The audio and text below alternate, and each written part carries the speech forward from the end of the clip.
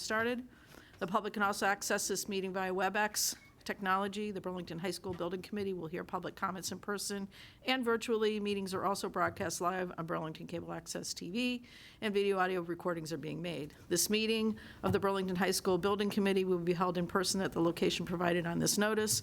Members of the public are welcome to attend this in-person meeting. Please note that while an option for remote attendance or participation is being provided as a courtesy to the public, the meeting will not be suspended or terminated if technological problems interrupt the virtual broadcast unless otherwise required by law. Members of the public with particular interest in any specific item of this agenda should make plans for in-person versus virtual attendance accordingly. If you are participating remotely, please identify yourself by typing your name on the screen in advance and verbally once you're identified to speak. We request you please turn on your camera. Comments and statements are limited to 3 minutes. Let's please stand for the Pledge of Allegiance. I pledge allegiance to the flag of the United States of America, to the republic which stands, one nation, under God, indivisible, with liberty and justice.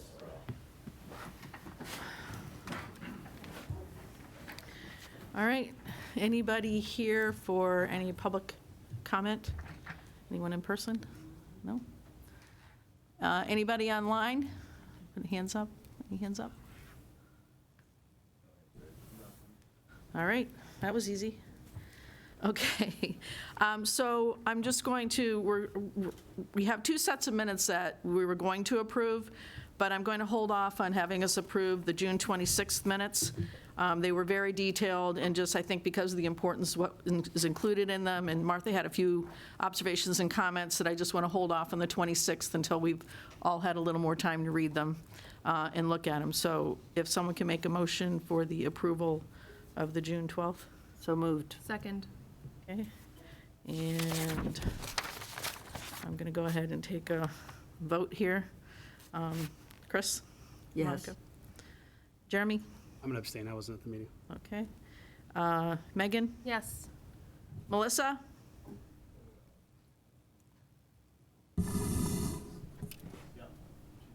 Melissa? Hi, sorry, I couldn't unmute. Thank you. Yep, they just unmuted you, so. Okay.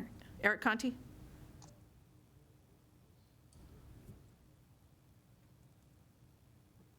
Yes. Lisa?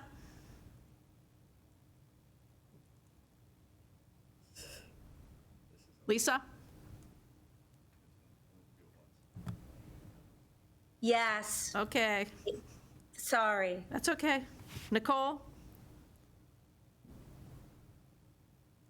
Nicole Kasha? Abstain. Okay. Bob? Yes. Doug? Yes. Neil? Yes. Gail? Yes, Martha? I'm going to abstain because I didn't have a chance to look at them. Thank you. And Zach? I'll abstain. Abstain? Okay, and the chair is a yes. So that's 1, 2, 3, 4, 5, 6, 7, 8, 9, 10 yeses. 1, 2, 3, 4 abstentions, and 0 against. Okay, Question. yes. Is it just 2 invoices? Yeah, that's all I Yes. said, just the 2. Yep. Okay. I actually have motions here that you can just read if you'd like. Yeah, motion to approve Doran Whittier invoice number 20, June 2025, in the amount of $18,000. I should make the motion because you need to take the vote, because it's money. School committee has to vote. So I Yeah, should, so I'll no. make the motion, you should take the vote.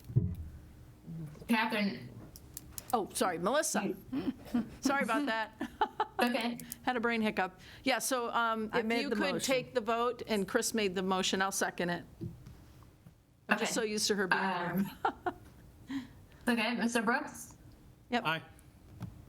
Mr. Wojcik, Yes. Ms. Monaco, Yes. Ms. Bond, Yes. Chair votes yes. Okay, so that's 5-0. 5 yeses. Motion to approve Tepe invoice number 250608, June 2025, in the amount of 89,590 and 19 cents. I'll second it. That 19 cents is good. Any comments, questions? Mr. Brooks? Aye. Ms. Wojcik? Yes. Ms. Monaco? Yes. Ms. Bond? Yep, Chair votes yes, 5-0. all right. Okay, next on the agenda is the CM at risk Well, update. so this, I just have a quick budget Okay. update for you. We're on budget. Oh, you put that in We're there. on schedule for, TAP A to complete schematic design, August, September timeframe, and we have monies available for Durham Whittier. It'll take us through, I think, November. And the town continues to have the $60,000 in a budget balance, 40,000 of which is committed already, but we have some additional funds, which probably be making some recommendations to utilize that, so, but the good news is that we're on budget, so. Great, thank you. Anyone have any questions on budget?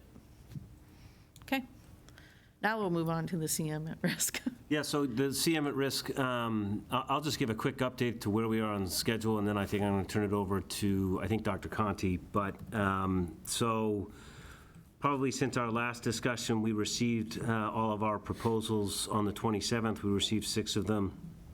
We reviewed all those proposals, and most recently, we completed a number of interviews with each of those firms, and those concluded yesterday. And I think at this point, I will just turn it over to Dr. Conti to fill in the committee. Thank you, Terry. Can everyone hear me okay, being remote? Yes? Yes, Okay, that's great. So we had presentations by 6 companies, 3 on Tuesday and 3 on Wednesday. Each company was provided an hour. I was very impressed with the process itself, and I think that reflects very highly on the community of Burlington, and also on, to give the committee some positive feedback on the OPM selection and the designer selection of Doran Whittier and TAP A. I think these companies were looking to work with Burlington and looking to work with, again, 2 very competent, an OPM and a designer that were also very competent. So, like any hiring process, making sure you have the right people applying, or a good number of people applying, is just as important as the selection process. I thought every company presented really well. I think they all stressed that the timeline is tight. We have a really important 6 weeks coming up before roughly the end of September for town meeting. And then obviously if town meeting approves, then a debt exclusion vote. And I think a date that has been thrown but not approved yet is November 15th. I think it was clear that all the firms were very capable in terms of their technical ability to build a quality school. We spent a lot of time looking more at the adaptive features of the firms, and I think that's really where the school district people had a lot of conversation, is who they felt would be a good partner, who would work well in the community, who knew the community the best, and also who really was focused on supporting us through town meeting and then ultimately the debt exclusion. We did have a rating process, all rated very closely, and then we looked at everything without financials, and then after we had done all of our ratings, we looked at the financials at the end, and again, the financials were all very close, and I think that's a tribute to all of these companies. Again, all of these companies wanting to work with the town of Burlington and and my dog approves of all of them. So I apologize for that. So with that, Terry, do you want me to go through where we ended up? Yes. The committee's recommendation was, again, after lots of debate, we all had sort of similar feelings, And again, there was no, this was all, they're all very competent again, and I do want to make sure, just to stress again, that I think the process itself and that I think really brought in some great folks with us. So after lots of conversation, we all chose Consigli as our CM partner. That's the one we would like to recommend to the full committee. And again, this was a very hard decision. And again, I also respect that Doran Whittier and Tapé really stepped aside and let us debate what we thought was best for Burlington. And I think that that's where we all ended up. So that's what I have to say. So Terry, do you need more from me on that? No, I would just open it up for discussion from the committee members. You know, obviously, the committee was made up of Jeremy, Bob, and Dr. Conti. What I will say is that, you know, kudos to those guys. It's a lot of extra work. 6 proposals, you know, there's 1,200 pages of information, 6-hour-long interviews, a power outage during one of them, demonstrating, you know, interesting times here at Burlington High. But, you know, I think they did a really great job of evaluating the proposals. So that's all I would add. Jeremy? Mr. Chair, so if I may kick it off, I want to first thank all the bidders that came. They were very thorough proposals, very well thought out proposals. They all seem to understand the needs of Burlington and understand our pain points and the go-gets we wanted to get after. So I'd like to thank again all the people that submitted bids and presented to us. They were very thorough and well thought out.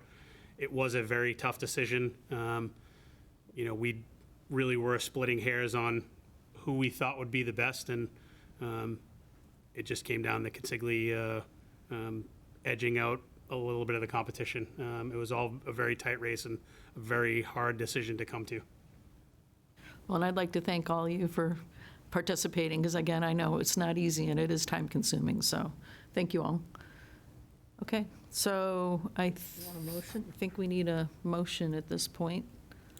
I move to accept the recommendation of the CM at-risk selection subcommittee and to authorize the town of Burlington to enter into an agreement for $40,000 with the firm Consigli for pre-construction phase services. Second.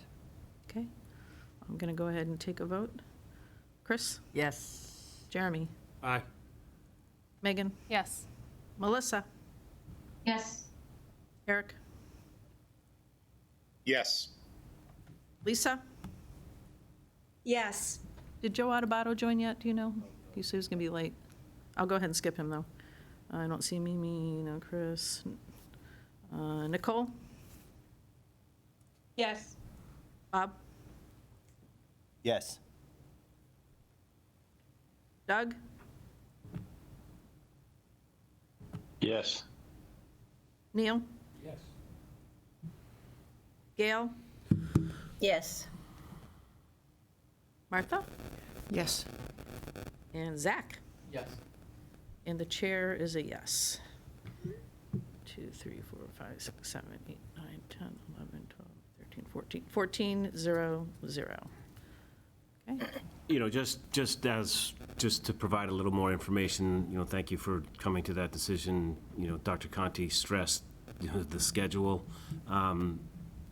We are going to, Chris is going to go through his update, but a schematic design package is going to go to the estimators and the CM on the 21st of July. But between now and then, Consigli is going to have a considerable amount of work to do. They've done a ton of work, but now we will be giving them a lot more information for them to dig their teeth into, because how this job gets built, the phasing is critically important, and we need to capture that within our schematic design estimate, which will be coming to this committee in 1 month's time. So there's going to be people here over the course of the next several weeks doing investigative work. So, you know, looking for Bob, Neil, Jeff to kind of help us give these guys access to the building. So just so everyone is aware of that, we have a fair bit of work to do, so. All right, thank you. Next item is a project update from Tape Architects. Go ahead, Chris. Thank you.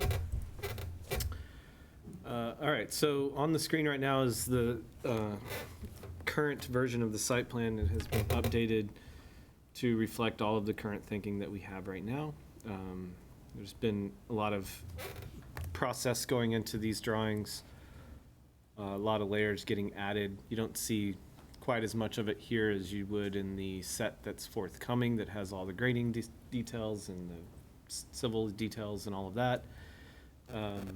But the next slide is a little bit of a blow-up detail of the front plaza. So this is where the front of the building's going to go. I think the details around how the administrative area gets formed and the final condition of that is still a little bit in process. So, but this is what we're thinking. So you can kind of see some more organic forms in the landscape starting to develop around the really rigid, hard, concrete building. And I think that's intentional, definitely intentional, to kind of soften the environment. You can see on the right-hand side, there's going to be moments of transition in topography. So for instance, in this view alone, the right-hand side where the road is kind of coming in at an angle is that access road between the Center for Education and the high school.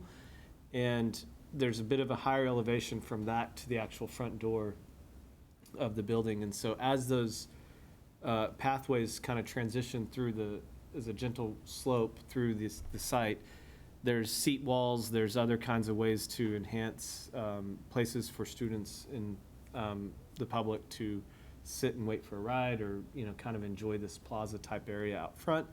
You don't currently have much of a plaza area in front of your building, so this is kind of new to a high school for Burlington, but it really helps orient everything to that. And then when you see the drawings evolve for the courtyard and the outdoor learning areas, they'll take cues that kind of mimic what you're seeing on the screen right here. So, so that was a blow up we wanted to share tonight to show that. You can go to the next slide. Hold on a second, Martha has a question. I just had a question about this slide. These are obviously sample pictures, photographs.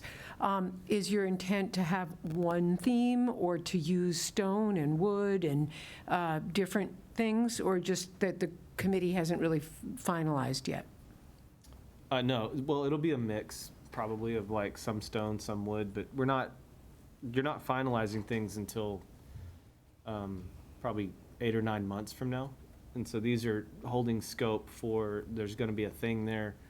It's likely going to be one of these materials, but when the project is finally voted and funded, it'll be a fairly intense process where we go through and say exactly what the material is, exactly what the shape is, all of that for now, so.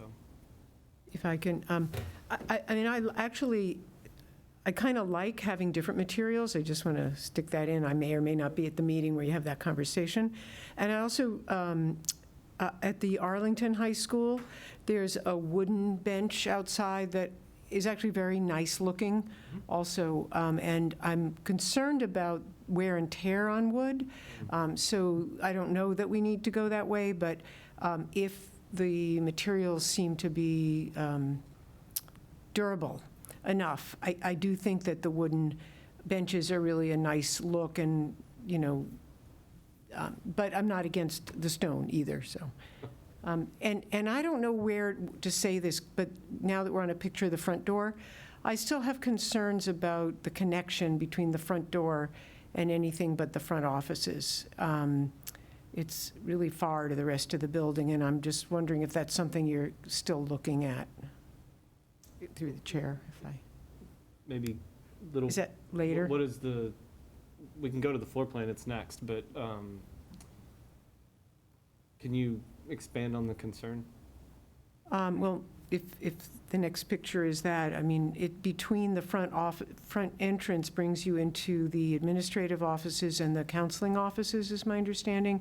And then there's the whole width of the auditorium to get across before you get to any of the academic spaces. And maybe there's nothing we can do about it, but it feels like it really separates all of those people and roles from the rest of the high school. Maybe that's what, we have a very constrained site, we have a very constrained building, maybe that's the best we can do, but I just wanted to know if you're still looking at ways to connect the entrance to the school with the academics and the administrative and counseling offices with the academic wing and the other activities in the building. Yeah, so we are constrained, right? Yeah. So the floor plan here, Terry, I don't know if you have, who has the mouse? You have the mouse? Can you hear me if I go over here? Maybe use that mic? Thanks, Bob. So what we did in one of the recent programming and learning tech meetings was we moved out a suite over here. Anything you see in that color is admin space. Okay. And so what we tried to do was get one of those on every floor. It's a suite that has some counseling in it. It might have an assistant principal in it. And so it's a distributed model so that you're getting these people in the building where they need to be. But the others are at the front door where visitors might come, and that's where they need to be, right? And so it's a little bit distributed, not necessarily centralized. And that's how we're dealing with it right now. Thank you. I couldn't read that on the little tiny print, so I appreciate that. Thank you. Okay, so the floor plans are evolving, and at this point, not really going to change much more between now and schematic design. We're just layering in all the data of mechanicals, electrical, plumbing, fire protection, all the things we need to make the plans scope-wise up to speed for the estimates. And so these plans look pretty similar to what you've been seeing before, and so it's really adding all the detail underneath. There's probably a couple hundred sheets of drawings that we've already started populating that are going to get more detail on them. We've been sharing those with Dora and Whittier, with more to come this week and another check set next week. And Consigli now, as your CM partner, will be getting a lot of things transmitted to them to start reviewing as well. So this is all good stuff. And then you can go to the next slide. That plan, also fairly similar to what you see today. We're starting to do more. One thing that was really helpful with the CM process actually was seeing all 6 different firms show various levels of analysis on how the building could come apart. Very qualified firms, all of them had good ideas, but we were able to learn from each one of them. That's part of the process, and why it's important to have an architect in the room on this is because we can see all the things that come forward and out of that and kind of understand a little bit more from different eyes what the building is doing and what we need to kind of go get more information about, right? And so that's what Consigli will be doing in the next few weeks. But I took that and was able to get a key from Bob and went and got into some other spaces and really started to analyze some of these things that are coming up, and that's helping us get the scope right for the cost estimate. So that was a big plus out of the interview process as well. Second and third floor, pretty similar. The bottom floor is coming along. Really, the goal here is to sort of isolate all the mechanical and electrical spots. So there's a lot of equipment that has to go in, but then be coordinated with the ongoing rest of the building that has to stay online while we're trying to bring on a new building. And so it's a lot of intermixing of things, and it's going to be pretty chaotic in parts of the building with mechanical systems flying through everywhere, and but then it'll get cleaned up and look very beautiful at the end of the day. So, and then we have the Center for Education is also coming along. Seems like the name has stuck. It has. It has. I think It's so. a winner. It's a winner. Yeah. Unless you, the Center for Education. Oh, yeah, that's perfect. Yeah, we like Yeah. that. I think I came up with that. I Is that think you right? did. So, Surprise yourself. at any rate, It's coming along, and I think that we're, again, starting to get all the detail we need here. It's going to be a really great asset for the community. And the more I dig into the structure of the building, it's a very complicated project you have going on here. But the more I trace out structural components and learn what the building is actually doing in, like right now in site, I think that it will come apart easier than what we may fear. But that leads us to opportunities in the, like what's left when we're done. So I'm excited about that. The last 2 weeks, I've been getting more and more excited about like what can be with what's left. So that's fun. If I may, Thank you. Oh, Martha? can you define what taking it apart means? I Yeah. think I know, but, Basically, the whole middle of the building has to come out. Right. So there's a knock it down way, and there's a take it apart way. And I don't know what Consigli's going to tell us to do, but it's not going to be just, take a wrecking ball. Okay. There's going to be some systematic approach to it, especially where we have to like carefully pull it away from the parts that remain. right. And so there's this very sensitive moment where you have to actually separate the buildings, and then it can come down a little bit more like quick. And Thank you. so taking it apart just means at that line, the line where we are going to separate the two buildings, there's all kinds of infrastructure running through there. We got to cap and cut the services. We got to actually dismantle at those lines and then rebuild the way forward. So. Thank you. And what I will say is that, the intent for that taking apart and effectively demolishing that will be done most likely over a summer, so that it will not occur while there are students on campus. That's the intent presently. As we call them, the summer slammers. Right? It will be a summer, so we'll have multiple. Yeah. Not enough summers. Okay, the next slide. So one of the things we wanted to get in front of you tonight, we had a finishes meeting for interiors with the small working group. Excuse me, of those folks. These are the exterior finishes, and these, again, as we explained, and I'm going to show you the interiors as well. But as I explained there, we're not asking you to approve a specific material or a color or anything like that, but we want to get in front of you design intent that's going to hold budget line items, essentially, for us to work with in design development when we actually get to the final choices. This is how schematic design goes, and so what we're showing, and you'll see this on the 3D images to follow, but I don't like to crowd projects with like 1,000 different materials. I like to kind of be a little bit constrained on what we're doing and just use them well and use them in sort of different ways. So it's like one way here and one way here, but it's the same material, right?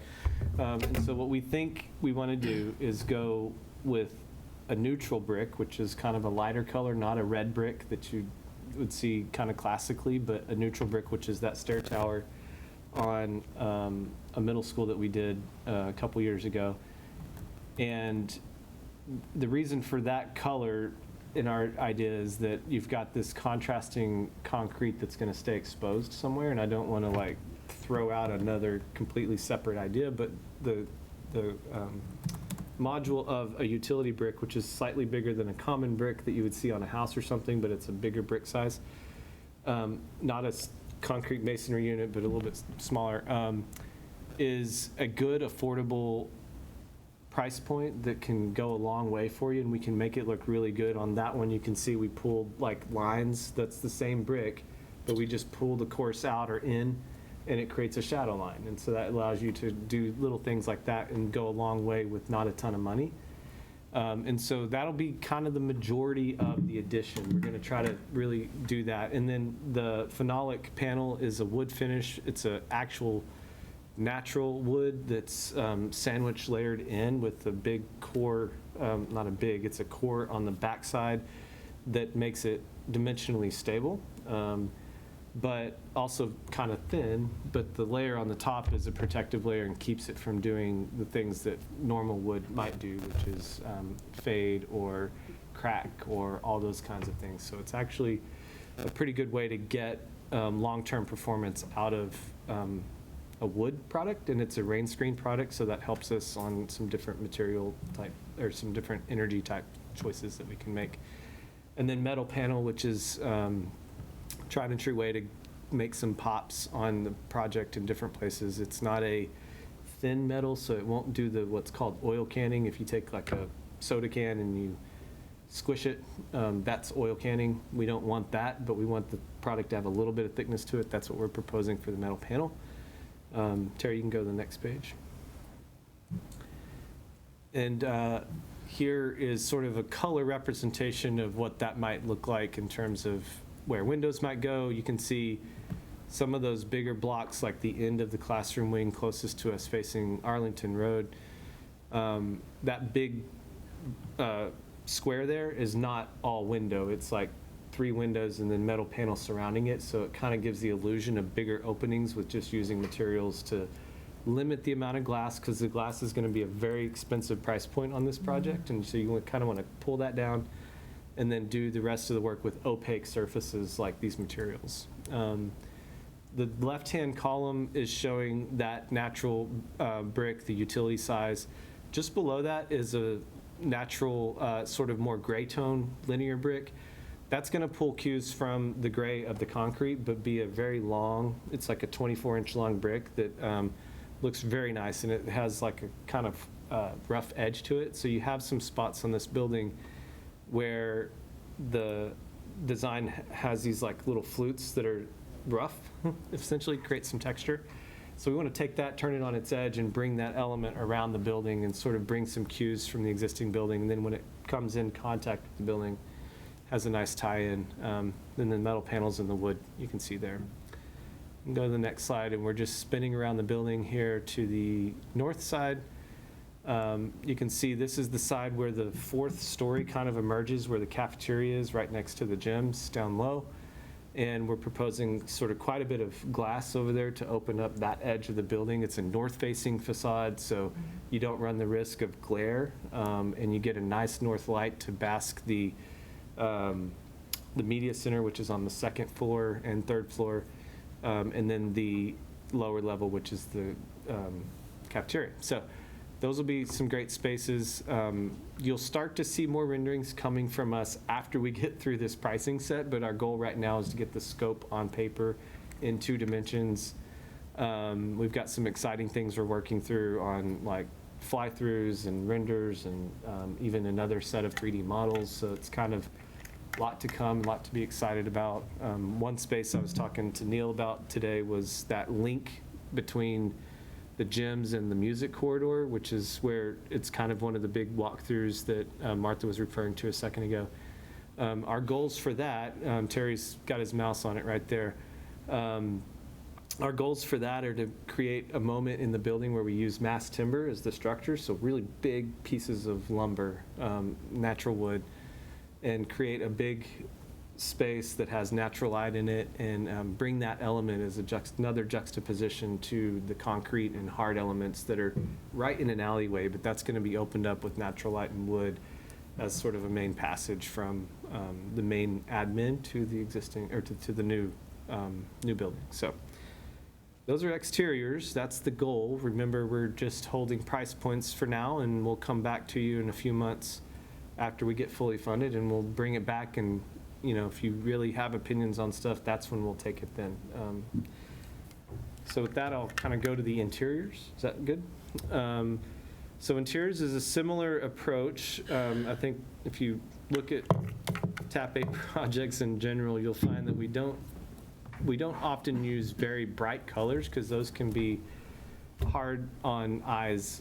And so we really try to pull it down. We still like color, but we don't like it to be, super bright. And so the full palette is up there on the top. That's the top 6 squares there. A lot of grays, a lot of whites. There's a lot of that out there. We can really mix things up. and natural wood. And so a lot of maple in the buildings. Maple's a nice wood to use because it's clear grain, not busy, and can come in a very light color. So this is most likely like an oak, and you can really see the grain pattern and everything in it. Maples kind of clear that out a little bit. So all the doors, all the woodwork we would use in the building would become maple. And then the 4 squares below that are some accents, and so most walls will be some version of white. There's like a million different whites out there if you've ever tried to pick paint. We'll choose some version of white, and then we'll do accent colors in almost every room. There'll be one wall that is an accent, and we've had good success having this broken up by floors or by zones, where you can say that's the blue wing and that's the red wing and that's the whatever. And what that means is that the classrooms would be mostly white, and then the teaching wall usually has the accent on it as the sort of focal point. And then you have your whiteboards and tech boards and stuff on it, and that's the differentiator. So that's how that all gets broken out, and you can go to the next slide. Some of the public areas here, we don't do carpet broadly, meaning hallways, classrooms don't get carpet, but conference rooms, spaces like this, offices, those do get carpet. Media centers, things like that get carpet. We are proposing that we go to a vinyl quartz tile. It's similar to a vinyl VCT tile, which is which you have a lot of in this building. But you don't have to wax it if you don't want to. You can wax it if you do want to, but that's just a matter of if you want the very shiny shine, you wax it. If you don't want to keep up with that every year, and like right now you've got a bunch of classrooms with wet wax in them and drying, and that's just the summer activity that the maintenance staff goes through. But you don't have to do that with vinyl quartz, and it's just as durable and long-lasting as vinyl. So we've been having good luck with that on recent projects. And then the bottom two are it's a solid surface. It's actually a urethane epoxy type surface, and we want to use those in bathrooms because bathrooms can be a little messy, and if you have the 1x1 mosaics and the grout lines, and it just over time can get a little bit stained. And so this has no joints. It's just a solid surface, and it's slip resistant, and we can calibrate the colors in that in whatever colors we want. So it's kind of a fun way to do that. The two middle images are just some different ideas on color, and then the one on the bottom is showing you a quick view of how we can do corridors. I don't think we've resolved yet how many lockers are going to be in the building, but we're working on that with Mark. But just above the door and above the lockers, you can see some vinyl graphics in there. So we'll put those in places to increase the spirit of the school and increase design ideas where we want to emphasize some things. I think a slide down will show a little bit more of that in a second. And those are custom. We do those in-house custom with people from your building and your town with our graphic designers, and no one else in the world has what you have on your walls. So unless you choose to buy something stock, but you can go to the next slide, Terry. And so then you've got the natural wood. So of course the gym floor already has wood. We'll keep the wood there. We'll still infuse more of that where we can. You've got athletic rubbers. So the rubber gym is going to get a new rubber floor. That doesn't have to all be a homogeneous wood color. We can actually tune that to whatever we need it to be. There's crumb rubbers in the athletic zones where mostly kind of in locker rooms or weight rooms or multi-purpose rooms. And then there's the speckled product that's a rubber that goes on stairs. And Martha had actually brought up in one of the meetings that we needed to make sure this image doesn't have it, but we need the contrasting color strip at the end of the stair so that it creates, visually impaired can see it, and it also is kind of sandy, so it creates the slip resistance. So, Yeah, Martha? If we could go back to the previous slide for just a second. Also at our subcommittee meeting, Chris mentioned the off-gas, I don't remember what the term is, and these materials that you're talking about, you said are safe, VOCs, I don't know what the right term is, Yeah. but just want to, that's one of our criteria, I would say. So- Yeah, safe products that are VOC compliant, low VOC is the goal. And then there's what's known as a red list out there on materials. And products that get on them, and our spec writers, we avoid red list that we know about, right? There might be something that gets placed on there a year or two from now that we don't know right now. Sure. But the stuff that we typically will use, and again, I don't like public school clients to be guinea pigs or betas for new things to come out. I like to know that they've been tested and tried in other places. So for durability and all these other reasons. So all of these are in the safe zone as far as we know. So. Thank you. I think that's a really important piece for the health of our students, and just wanted to say that at this meeting so people knew. Thank you, Martha. Sarah, you can go 2 slides here. All right, so restrooms are tile, and we like to use these larger format tiles on wet walls, again, trying to minimize grout lines where we can. And then on non-wet walls, we usually will use a less expensive, more ceramic type wall tile. Grout colors can be whatever, tiles can be whatever, but these are just some ideas that we're showing right now. Again, there's the bottom image shows porcelain tile on the bottom part of the wall, and those are, we only do that in main areas like around auditoriums or gyms. Corridors and classrooms don't often get the tile treatment, but they get another kind of treatment, which is the vinyl graphic, which you see above the tile there, which was another custom custom vinyl graphic for middle school we just completed in Walpole. So you can kind of see how we can marry those different elements together. And above that is a guidance suite that is, you can see it at the top of it, it says counseling or something, I think. But those spaces can have transparency and openness to the rest of the school. I think there's a shift in how people are viewing the whole idea around counseling and guidance in schools, and want to make it a place that you really want to go to get whatever you need. But you do need to have layers on the inside of that have, you need privacy still. And so there's layers of transparency that gets blocked the further you go in for more private conversations, but the more further you come out, that will balance the nature of glass and privacy that's required in the building. Go to the next slide. And then this is just to kind of wrap it up to give you a sense on where things might go. This is a lot of vinyl graphics, just again to kind of drive home what can be done with these. So the bottom left was in Sharon, and we had a really fun time with the students of the building, the high schoolers, and went through a whole lot of effort on what we were actually going to put on these walls that they wanted to look at every day. Some things we can't put on walls all day, but we edited that out and came to what we would do. And again, the background image, everything there is that. The middle school on the top left is, they had these core values that they really wanted the students to see every day on this main stair, and so that was that.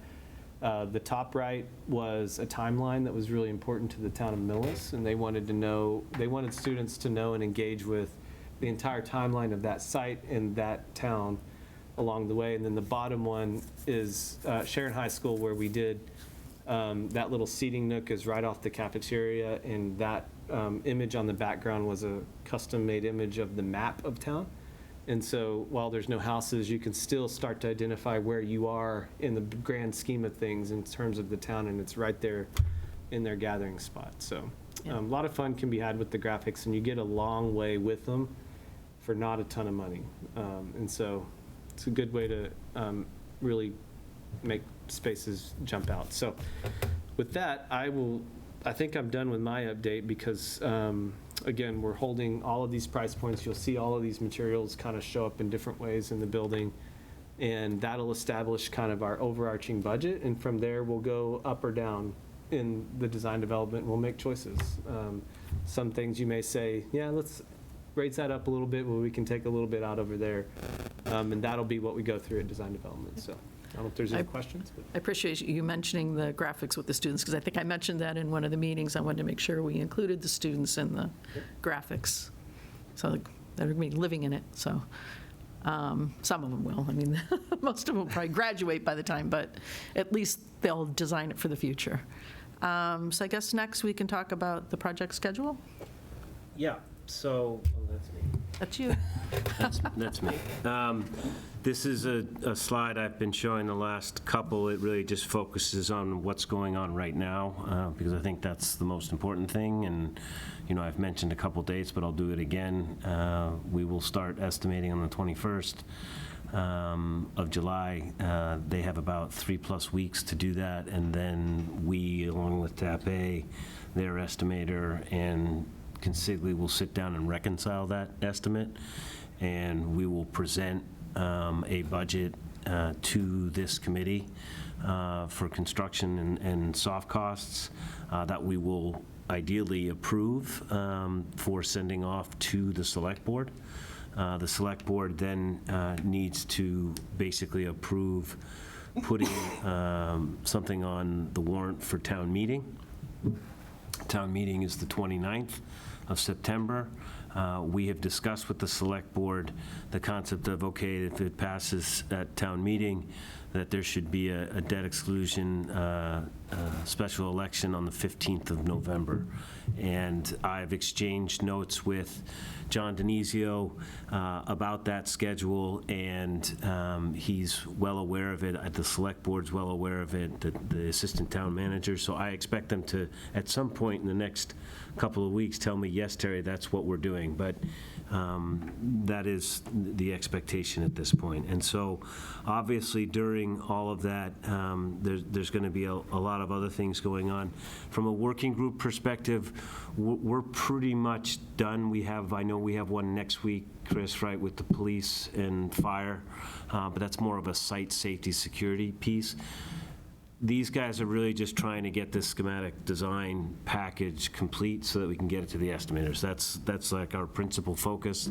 And but in addition to that, we do have some community outreach that I'm going to touch on in another slide. So don't think I'm skipping over that. In fact, we have a meeting next Thursday that will be virtual, and I can. And so the other thing about our schedule is now that we have a CM on board, we've had these blocks of this is when we think phase 1 is, this is when we think phase 2 is. The next schedule that we show in detail, it will either be at the next meeting or maybe in September, will be a completely flushed out schedule that we have and will have gone over with both TAP-A and Consigli and ourselves.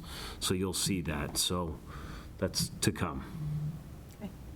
And then, since you already mentioned it, we'll go to community outreach. Right, so we have a community meeting on the 17th. That will be basically an update on the design. I also intend to introduce Consigli to the community to the extent folks have questions. So that will be a nice time to basically answer questions, and Chris can show how the design is moving along. So I think that will be really good. There is Burlington Day. Everyone's excited for Burlington Day, and that's a nice opportunity for us. We have a table set up between Dorn Whittier, TAP-A. We'll have presence there. It's Saturday, the 2nd of August. It's from 11 to 4 on the Town Common, so we'll have a presence there. And I know some of you will certainly stop by and say hello, so that's important. One thing that I also wanted to mention was, and I've discussed this with some folks on the community. You may remember a person by the name of Dave Cartoonan. He provided some informational instructional videos with Fox Hill. The school district also utilizes him for some other information. We are in discussions with him to come up with, he calls them pillars, and they're 5 short 4 to 5 minute videos that he and I think many communities have found is a wonderful way to distribute information in a fashion that is very consumable. right? And so I think you've probably seen some of these videos. It's a really great way, I find, to disseminate information in a consumable fashion, that people will just get a text or something through Parent Square, and you just click, and now there's this 4-minute video that is about some of these topics that we've listed here. These are the ones that we've proposed to Dave. My anticipation is that we'll come back with a commitment. It's not huge dollars. It's actually, I think, very cost-effective for what we want to do, and our intention is to utilize those really coming back to school and leading up to town meeting, and also through to a debt exclusion vote. So pretty excited about that. I've seen a ton of the videos, and they typically get a very good response rate. So, yes, Ms. Monaco. Looking at this puts a thought in my head. I've had a couple of conversations recently that I found actually surprising. There are a lot of members of the community that do not quite realize the predicament we're in if we don't do this project, because I think a lot of people are looking at it as an increase in their taxes that they would not have without the project, whereas the reality is what has driven us to the project is that if we have to do a major overhaul of either the HVAC or the science area, what will kick in with building codes will cost us as much as this whole project will cost us with a far worse outcome. And I think that's something, I don't know if you can do, if we're doing these informational videos, that might be a topic that should be covered. I'm shocked at how many people Right. we haven't said it enough maybe. Right. But what happens if we don't do the project is you spend the same money and you have not a good outcome. Right, and well said, and I'm sure in one of these pillars, we will address that very question, if not having its own, what if we do, what if we don't? Exactly. Just kind of lay it out there, and that's, we absolutely will do that. I think it's a really good point. So you'll be seeing those soon. The other piece that's not on here that I forgot to put on, but I watched Ways and Means last night, and this concept of including a flyer informational piece of paper in the next quarterly tax bill is something that we're absolutely going to do. I need to draft that and get you guys to sign off on it, and John Denizio is aware of it, and the treasurer has signed off on it, so I just need to progress that. So that's something that's on my list of things to do over the course of the next couple of weeks. So that will get in there, and I just need to figure out exactly the timing of which bill it goes in. The next, I know it's the next one, but I also, ideally, the select board will have signed off on those dates, because I don't want to put something in there that says, TBD. Right. Or to be confirmed, it just needs to be the date, so. When's the next meeting? Maybe you could pin them down. The select board, I don't know the date of the next select board meeting, but I'll figure it out.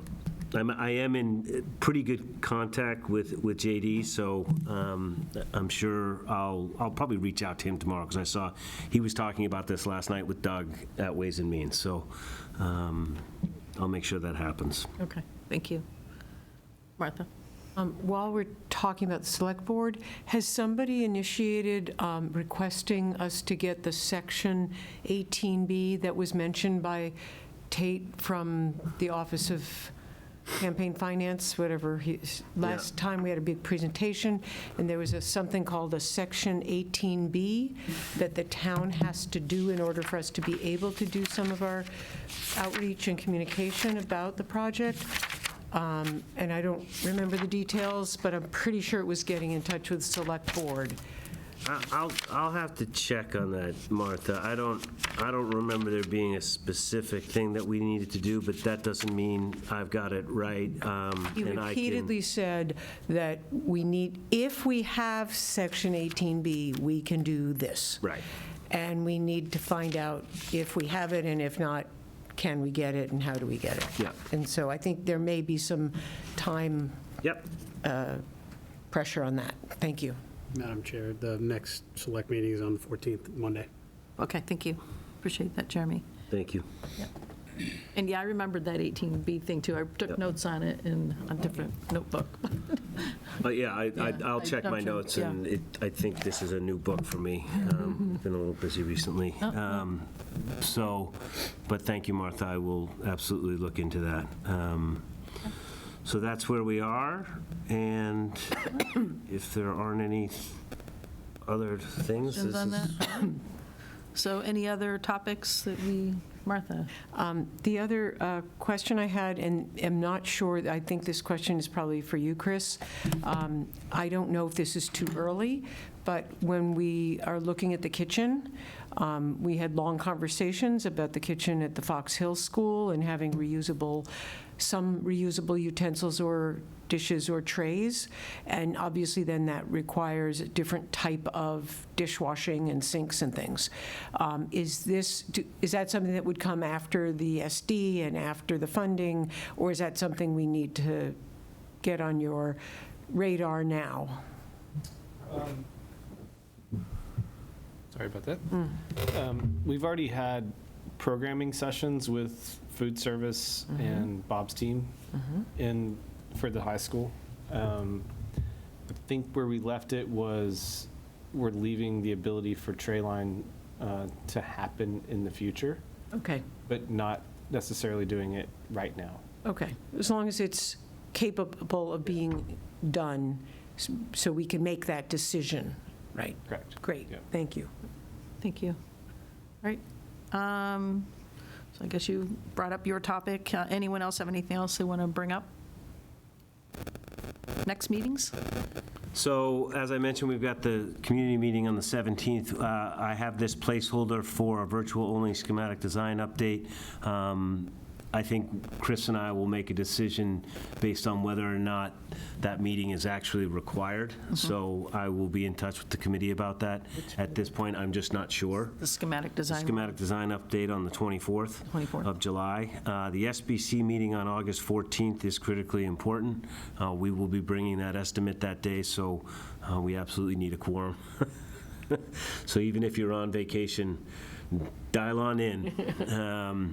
And then, we've got a meeting on September 11th, which will be important. I expect September to be a fairly busy month in terms of getting out into the public. There's beer gardens. I think we're going to be going, between TAPE, ourselves, yourselves, any event where we can have a presence, and in particular, focusing on town meeting members leading up to the 29th is going to be very important, and frankly, October is going to be the same. So, and if it is the same in October, that's a good thing, because that means we were successful in September. So we will have additional community meetings on the 21st of August. And then, I want to see the calendar of events and what's going on in town and find appropriate times to get out in the public. And ideally, I want to be outside of here. I want to be at some events. So those beer gardens are great, but there's also 17,000 other things going on. I want to try and find events where, Little League games, but there's back to school nights, there's going to senior centers, there's all these things that we'll be doing. Just wait for us to kind of develop that with you. Right, we have a spreadsheet that we've started Yep. with that group, so I think we've got a good start anyway on things we might want to attend. Any other questions or comments on that? All right, Move we adjourn? we can adjourn if someone makes a motion. All in favor? Aye. Aye. Okay, meeting's adjourned. Thank you.